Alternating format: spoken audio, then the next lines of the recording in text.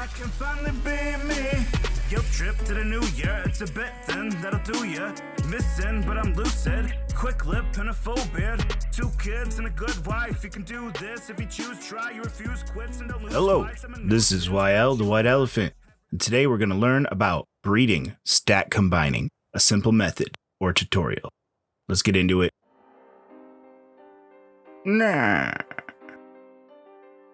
Okay, so the first thing you need to get is obviously 2 dinos.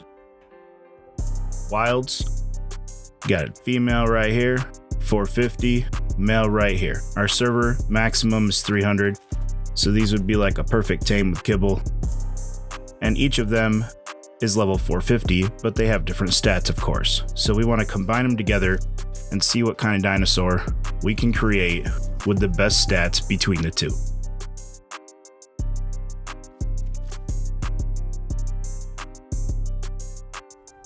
So, obviously the first step, you're going to go in behavior, enable meeting. Same thing with the other one.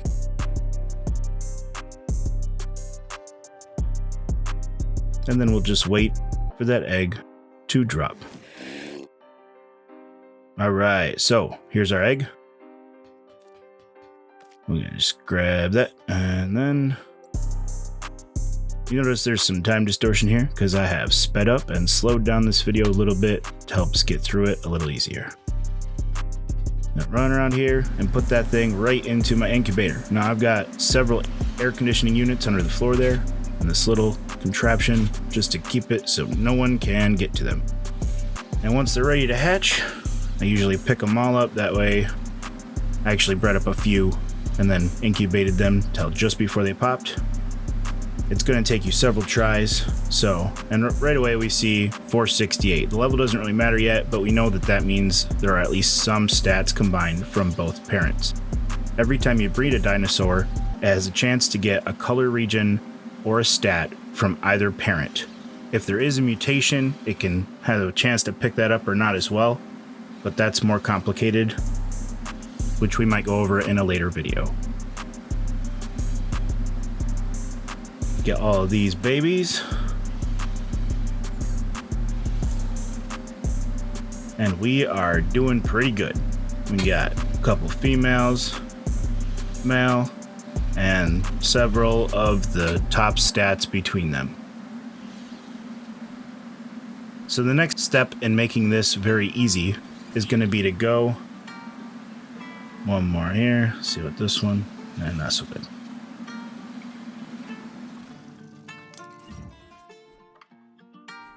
Alright, so the next step is going to be to put them all out and get them labeled. The labeling step is a big part of making this very easy, so you can this one kind of came out stupid, so we're going to go ahead and put this one out again so that it's not halfway into the floor. Alright, so we're going to take a look at their stats and see if they have any of the top stats. And we wrote down the top stats earlier from our 2 wilds. This one,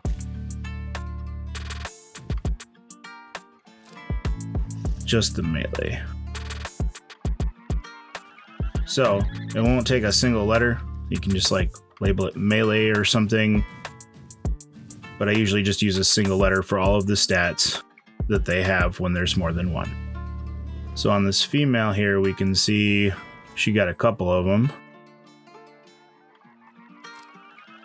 So we'll just use the first initial and put that in there.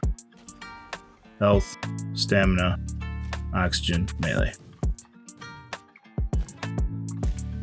We'll repeat this process for each dino.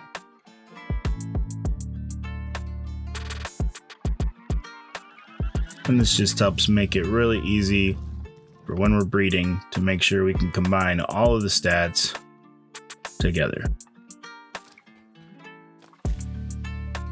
Some people don't bother with breeding in the oxygen and things like that. I always say you might as well breed it all in.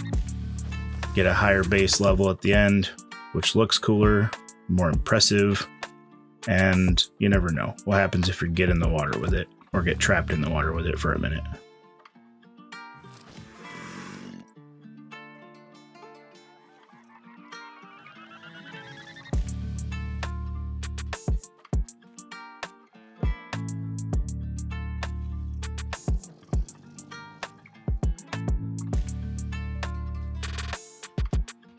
All right, now that we've got them all labeled, we're not going to keep this one. Rule number 2 is always kill the crap babies and harvest them so you don't waste anything.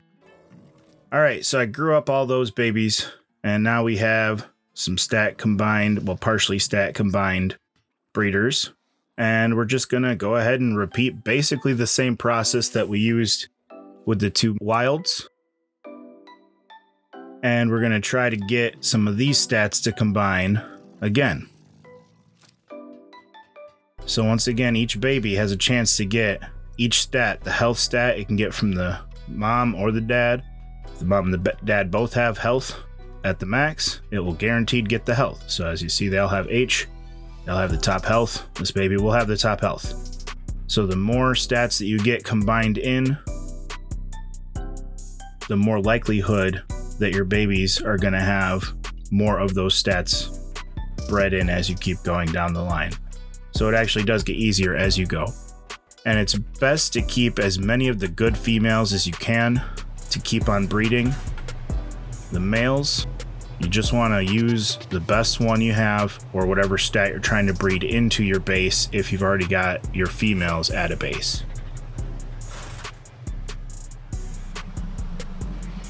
Now, we're going to hatch this egg, and at this point in making these videos, I have gone through many generations of Rexes trying to get the perfect ones. You will definitely have to do that. And finally we get a perfect stat combined one at 478. It has all of our top stats, does not have any mutations, which means this is perfect for a base breeder to keep on going.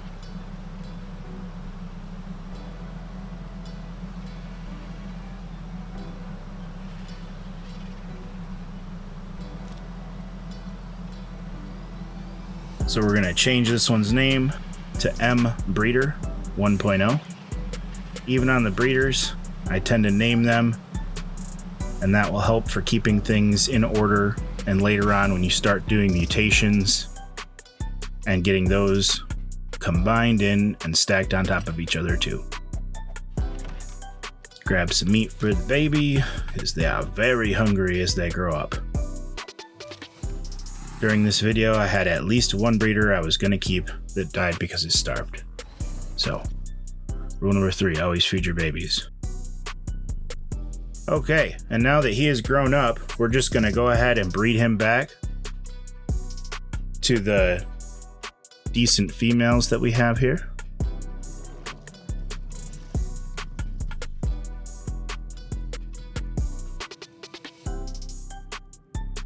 And once these eggs come out, as you can tell, I definitely skipped around a lot on the video. Cut out all the nonsense for you guys so we can just see the brass tacks. Rule number 4, always disable mating when you're done.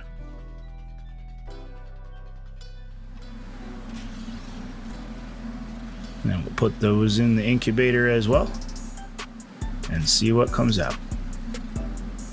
Alright, so we actually got 480. Now this is really interesting. I made sure I included this when I was cutting these videos together because this 480 actually has the exact same stats as the 478. I'm going to switch it out as my breeder just because it has the higher level, but what that means is it probably has a couple of levels in speed, which don't actually transfer to the babies, because speed you only can get from imprinting and from actually leveling up your ground dinos. So you may see a slight variation occasionally because of things like that. It's probably the speed, which we won't be able to see. We're just double checking here. We can see, because 2 levels is usually some sort of mutation, but if we go to show ancestors, we can make sure that it actually doesn't have any mutations.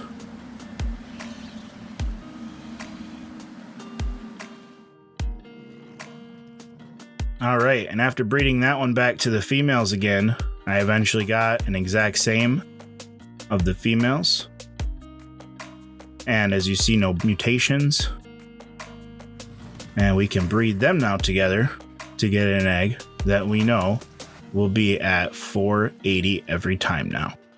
Because they have the same stats, they don't have mutations.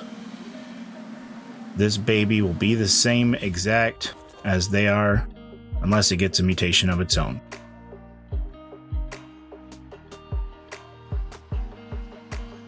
And this is the wonderful end result. Breed that thing up, make 18 eggs, pop those things out, and you've got your full boss team that you need. Fully imprint them and get those stats a little bit higher than they are. And that's about it.